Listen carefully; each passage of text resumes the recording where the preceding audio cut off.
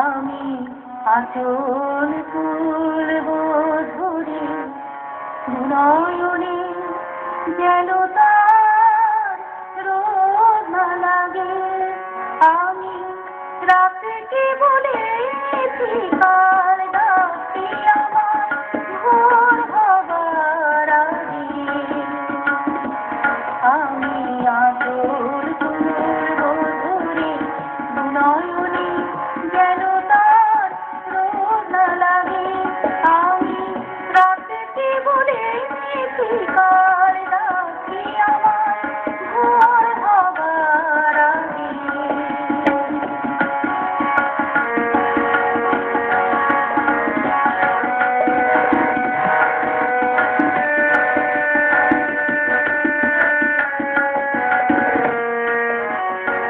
মালাকে বলেছি কাল সকাল বেলায় আলো যেন দেরি করে পড়ছে ধরায়।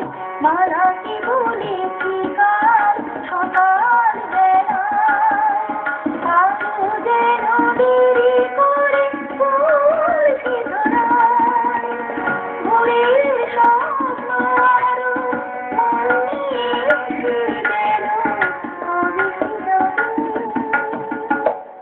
আমি আঁচল তুলব ধরে নয়নে যেন তার রোদ না লাগে। আমি রাতকে বলেছি কাল রাতে আমার ভোর হবার আগে।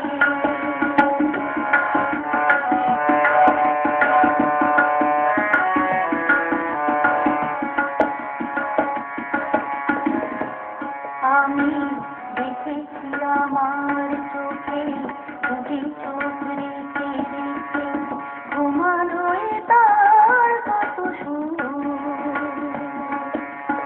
এবার দেখবো আমি আমার স্বপ্ন দেখা ঘুমন্ত এক হাসি। ঘুমানোয় তার কত সুর। এই ছবি রয়েছে তার চোখের পাতায় চোখ মেলে যেন তার প্রতিবার।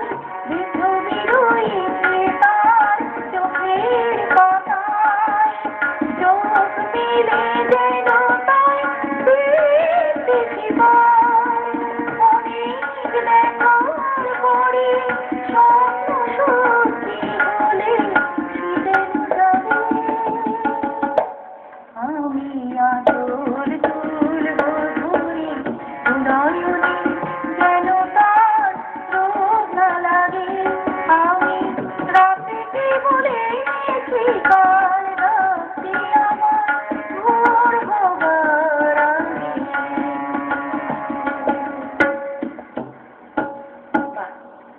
এই গানটা শুনে আরতিদির কথা মনে পড়ে গেল তো? শ্রদ্ধেয় আমাদের খুব প্রিয় আরতি মুখোপাধ্যায়। হ্যাঁ, এরকম আরো অনেক গানের পসরা নিয়ে আজ আমাদের সঙ্গে অতিথি শিল্পী, আপনাদের খুব কাছের খুব প্রিয় আমাদের চন্দ্রানী ভট্টাচার্য আজকে আমাদের সাত সকাল অনুষ্ঠানের অতিথি শিল্পী। চন্দ্রানীদি, তোমাকে অনেক অনেক স্বাগত। আর চন্দ্রানীদি, একটা বিষয় আমি জানতে চাইবো যে তুমি এত সুন্দর আরতি মুখোপাধ্যায়ের গান দিয়ে একবারে সাত সকাল আমাদের শুরু করলে, তো কিভাবে তুমি গানের জগতে এসেছো? আমার গানের মানে শুরু হচ্ছে মানে আমার বাড়িতে এমনি খুব গান বাজনার পরিবেশ আর কি। মা বাবা দিদি সবাই, আমার বড়দি ইনফ্যাক্ট মানে চিন্ময়দার ছাত্রী। আচ্ছা। তো আমি যখন খুব ছোট 6 বছর বয়স তখন থেকেই আমি ওর হারমোনিয়াম কেড়ে নিতাম, ওর রেওয়াজে বসতো, ওর গানগুলো গাইবার চেষ্টা করতাম, এরকম ভাবে ওর সাথে মানে গান তুমি গাইবে গাইবে একদম এরকম। এবং ওর সাথে সাথে আমি গান স্কুলে ও নিয়ে যাবে না, আমি ওর সাথে পৌঁছে গেলাম। যে বলা এইটাই একটা যে মানে চিন্ময় লাহিড়ী ছাত্রী ও, কিন্তু ওনার কোলে বসে আমার মানে প্রথম গান গাওয়া শুরু। আর আমরা তো 6 বছরে ভালো করে মানে ভাবতেতাম না, সব থেকে বড় কথা, কিন্তু গাইবো ওর থেকে মানে রেওয়াজের সময় থেকে টেনে নিতাম, এইভাবে আমার গানের শুরু। তারপরে আস্তে আস্তে যখন বাড়িতে মা বুঝতে পারলো যে আমার গানের প্রতি খুব উৎসাহ, তখন আমাকে বললো যে ভালো গুরু দিয়ে এবার গান শেখাতে হবে। তার আগে একটা স্কুলে শিখতাম আমাদের উত্তরপাড়া, খুব নাম করা সঙ্গীত চক্র, আমি উত্তরপাড়ায় থাকি, সঙ্গীত চক্র। তো ওখানে বিশাল বড় বড় গুণী লোকেদের ওখানে মানে কনফারেন্স বা স্কুলে শেখানো সবই। তো ওইখান থেকেই আমার শুরু হয়েছিল। তারপর আমি ওখানেই আবার ভর্তি হয়েছিলাম। তারপরে আমি অমর ঘোষাল, সত্যেন ঘোষালের ভাইপো, ওনার কাছে নাড়া দিয়ে আমি ক্লাসিক্যাল শুরু করি শেখা। হ্যাঁ, তারপর থেকে চলছে আর কি। তারপর তোমার তো নিজের প্রচুর গান আছে। তারপরে আমি নজরুলগীতি একটা কোর্স করি, যেটাতে আমি নিখিল ভারত সঙ্গীত পরিষদ, এখন ওটা নিখিল ভারত সঙ্গীত সমিতি, ওখান থেকে আমি পরপর 2 বার নজরুলগীতিতে গোল্ড মেডেল পাই। একটা হচ্ছে 1993 সালে, একটা 1995 সালে। তোমার গানের জগতে আরো অনেক উন্নতির কথা আমরা শুনবো, আরো অনেক গান গল্প আড্ডা তো থাকছে। তবে আরেকটা যদি গান ধরো। অবশ্যই, তাহলে আমি আর কি আরেকটা গান গাই, তারপর আমি অন্য গানে যাবো। একদম।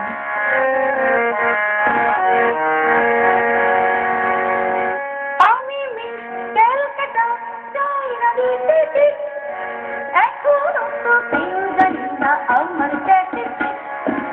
আমি মিস ক্যালকাটা 1933, আমি মিস ক্যালকাটা যাই না দিতে, এখনো তো কেউ জানি না আমার কাছে। আমি মিস ক্যালকাটা 1933, আমি হরিয়ানা থেকে মিলিগানা ওই চণ্ডীগড়ে গাড়ি, উড়িয়েছে জোরে বসে খেতে বড় ভালোবাসি বাংলাদেশের পানি। হরিয়ানা থেকে মিলিগানা ওই চণ্ডীগড়ে গাড়ি, উড়িয়েছে জোরে বসে খেতে বড় ভালোবাসি বাংলাদেশের পানি।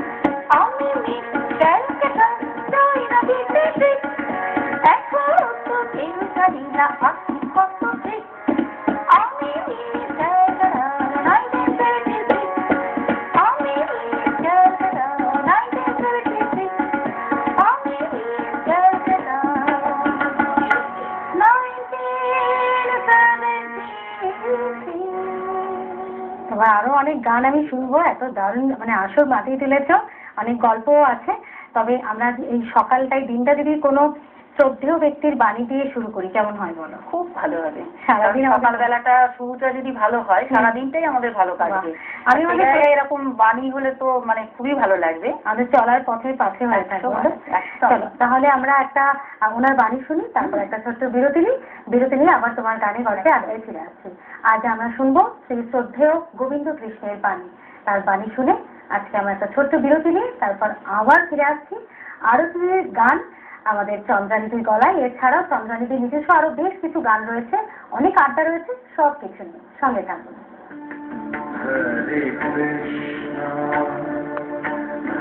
রাজপথে, ইমারতে, ফুটপাতে প্রতিদিন লাঞ্ছিত সত্য, কখনো মিথ্যের মোড়কে